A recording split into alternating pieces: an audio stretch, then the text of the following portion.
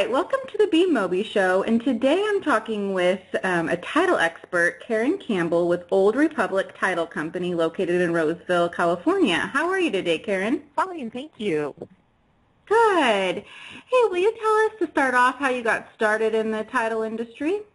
I personally was purchasing a home, had just moved into the area, and my escrow officer, who was sending the documents with me, I was sharing with her that we just relocated and I'd probably be looking for a job, and she suggested that I apply. So I did and was hired as the receptionist and stuck with it. I've been with the company now about 23 years. So, Wow. yeah, just on-the-job experience and training. There's never a dull moment in escrow. So, will you tell us a little bit about Old Republic Title Company, like how long you guys been around, what kind of services you do offer? Yes. Old Republic is our parent company. Old Republic International Corporation is a Fortune 500 company. It's diversified. We offer general insurance, mortgage insurance, title insurance, and life and health insurance. We've paid cash dividends to our stockholders for 71 consecutive years, and just one of 94 companies out of 10,000 publicly held U.S. corporations that have posted at least 25 consecutive years of annual dividend growth. So financially very strong and very responsible to our stockholders. Nice. So as people are buying their first home and they may be confused about the whole process, and the title process is just one of those processes that, confuse first-time home owners, buyers. So what are the benefits of title insurance, Karen? I would say probably the biggest benefit is that you have the protection of a title search on your property. So when someone opens an escrow, they write the contract and they found the property of their dreams, the first thing we do when escrow is open is we ordered a search of the property they're purchasing. So for a single one-time premium, they get the search on the property. They'll find any liens, defects, title problems with the property, and it covers the insured owner as long as they or their heirs hold title to the property. And defends them against any claims covered by the policy that they'll receive at closing. Okay. So what are the chances of ever using that title policy?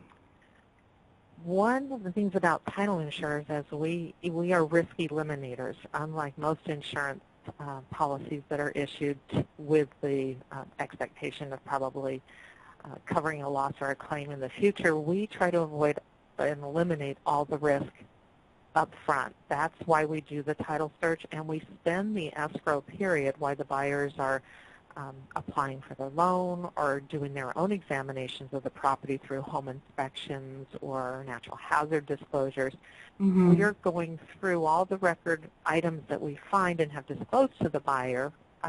We coordinate with them and their lender to determine which items they are not willing to take the property subject to, which generally is anything that affects the seller in the way of voluntary liens, mortgages, taxes, delinquent taxes, homeowners' dues, that sort of thing.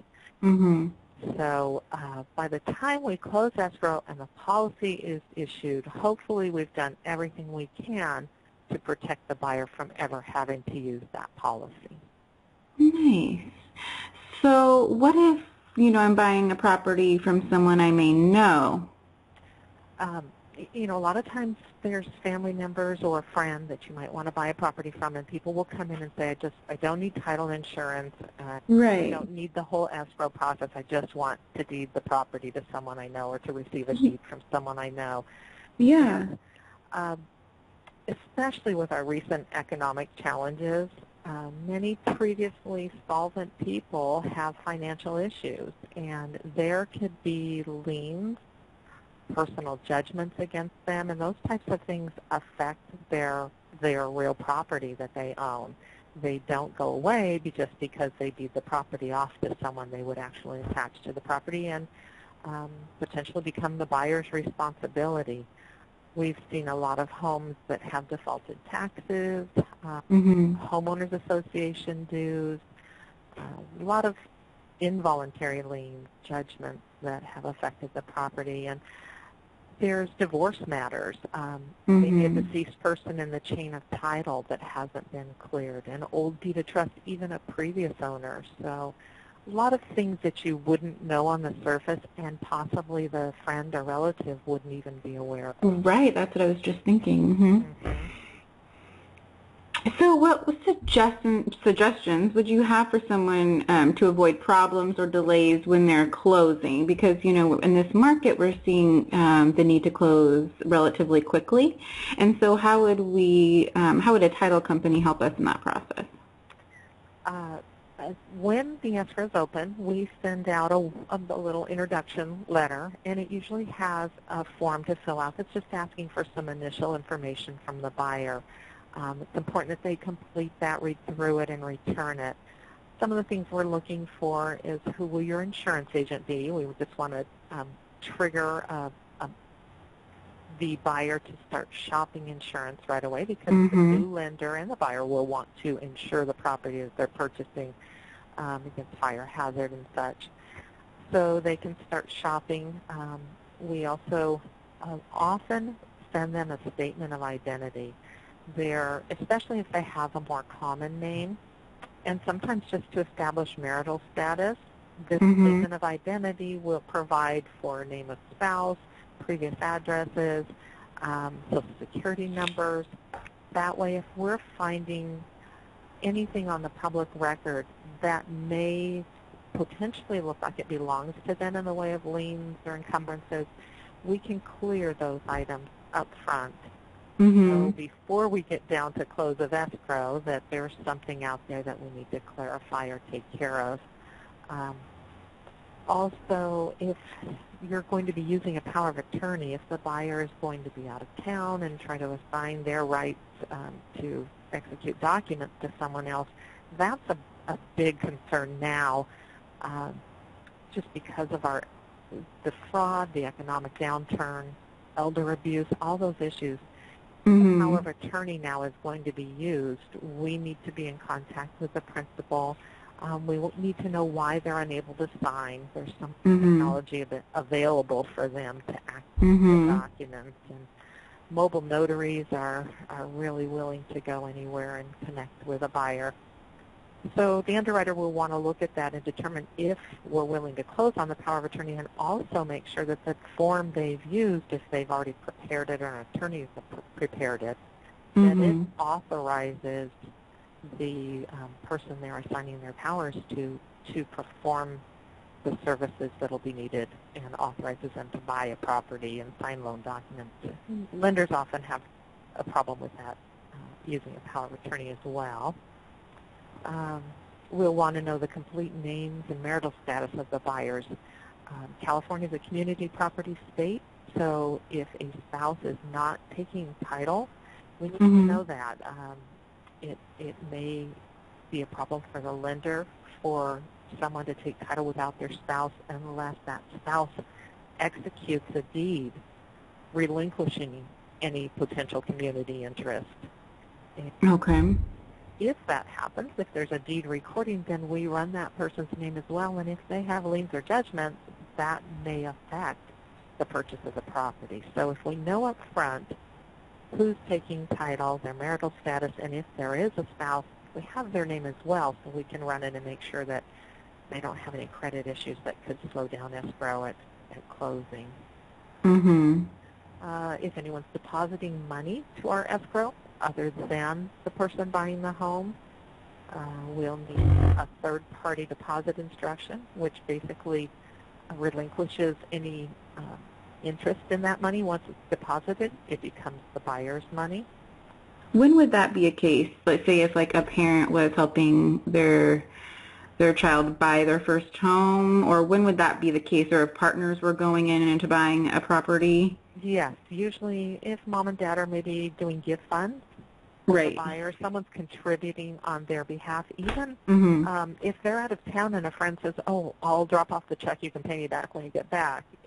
Any situation where someone other than the person actually that's going to hold title of the property is contributing in any way, that money has to be relinquished to the buyer in order for us to close our escrow. We need to know that they are not expecting an interest in the property in exchange for the deposit that they've made. Mm-hmm. Got it. So that's really helpful. I think that a home buyer would be, feeling confident knowing that they were being proactive in taking care of problems like getting their insurance set up and confirming their identity and taking care of power of attorney or any deposits coming in if needed, so that they are confident that they will get the property that they fell in love with. Yes. With once they own it, that there's no problems to raise up after close of escrow. We really try to check all the boxes before we close escrow, and escrow is the process they go through that kind of leave it to the professionals to try to remove any chance of heartache after the closing. Right. So what if we found our first house and it was a short sale? How would that affect the purchase? Short sales have become much more streamlined now. The lenders, generally, every lender is different, but overall, the process has become a lot easier. Probably the main thing to know is you write your contract and you put that offer on the short sale, that the seller's lender is agreeing to accept less than they're owed in exchange for releasing their lien on the property. So they go through a whole approval process. The seller has to submit lots of financial documentation and a hardship letter. And the lender's going to examine all that, and the investor who actually holds that loan is going to decide what minimum amount they will receive. And if it's the purchase price agreed on is not enough to satisfy the short sale lender, they're going to come back and say, okay, we'll approve it, but the seller can't pay these fees, someone else needs to. And so regardless of what maybe they agreed to contractually, the short sale lender can say, before we'll agree to cooperate, the contract needs to be changed and someone else needs to pick up those fees. So it could result in the buyer paying more costs than they anticipated.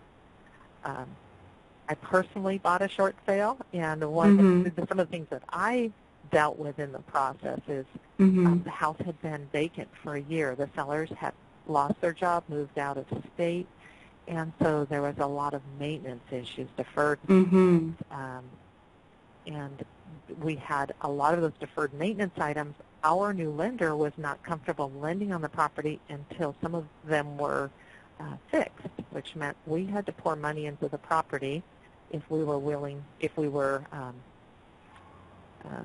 going to convince our lender to do their loan, yet the short sale lender, the seller's short sale lender, hadn't yet approved the sale. So we were in that position where do we take a chance and put money into these repairs before they've approved it? That is crazy. And our contract said once approved, we had, I think it was 30 days to close the escrow. Well, once the approval came in, it gave us, I think, 2 weeks to close. And people around us were saying, oh, don't do any repairs, don't order your appraisal, don't spend any money on credit reports until you know you are approved. Well, being in the business, I knew once we were approved, we were going to be on a really short time frame. So we made some expensive repairs to the home, knowing we might have to walk away from the money we were pouring into it. And it worked out. Wow. That's a stressful little time period, huh? Yes.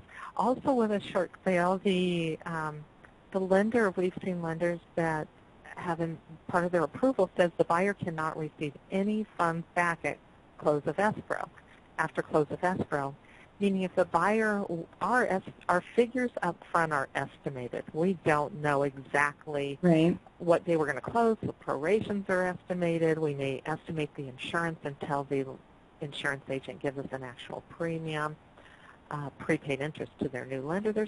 There's a number of items that are estimated. If we overestimate and the buyers do a refund, the short sales lender is saying they cannot receive any money back after close of escrow. So that's always a concern. They also want to know that it's an arm's length transaction, meaning that the buyer and seller are not related, that no one is purchasing this property for reduced sales price to benefit the seller. Oh, okay. I didn't know that about a short sale. Yeah, and they've also been real sticky about the buyer's name. Once you sign the contract and tell them who the buyer of this short sale is going to be, that there be no changes to it. And we've seen them even object to adding a middle initial or taking title to the property in the buyer's trust as their revocable trust, as opposed to them as individuals. So, wow. yeah, you just never know how detailed the approval is going to be, and generally the buyer has to approve the short sale agreement as well. They are looking at the terms and approving it. And really common to see that they cannot turn around and sell the property within a certain time frame. Usually it's 90 days. Right. Someone hasn't offered to a very low offer, the low market value, so that they can turn around and make a profit and sell it. Mm-hmm. Wow, so it's really important to have all your ducks in a row, especially if you're going after a short sale. Yeah.